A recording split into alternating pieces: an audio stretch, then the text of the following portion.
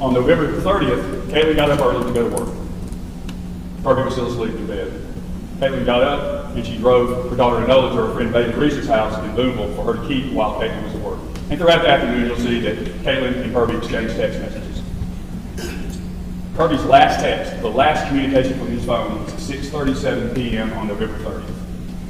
He had been to Kroger in Corinth, and the last text he was passing Gino's tire store in Boonville.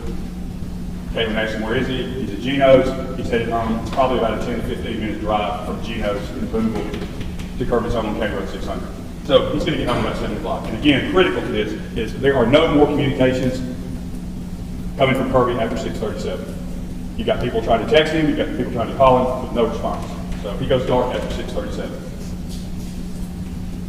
The remainder of the night, November 30th, Caitlin texted him, where are you? Apparently they've been in some kind of tiff, argument, we're getting along, and she's, trying to get him, okay, I'm going to bed. This continues the next day, which is on Thursday, which is December 1st, 30 days in November. Where are you? I need you home, et cetera, no response. Again, there's no activity on Kirby's phone.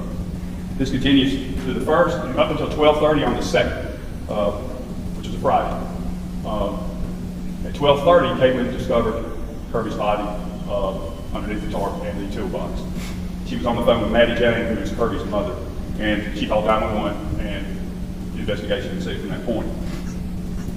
When Caitlin arrived home on the night of the 30th, Kirby's truck was in the driveway. It was locked. The groceries he had purchased from Kroger were still in there, but no Kirby. So,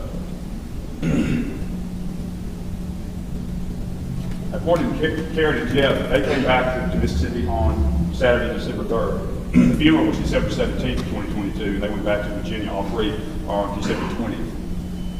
The investigation to the County Sheriff's Department shows that the security cameras have been disabled. You'll hear evidence about a satchel of money that Kirby commonly carried around, well known, was missing, and the .22 pistol that he commonly carried in his pocket was also missing. Ironically, 1 year later, November 30th of 2023, the Spences were arrested in Virginia by officers from Smith County. They found keys on Mr. Spence to several lockboxes, storage units, etc.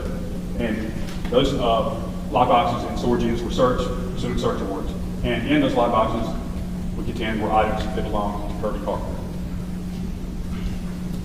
Jeff Spence had the motive. Jeff Spence pulled the trigger.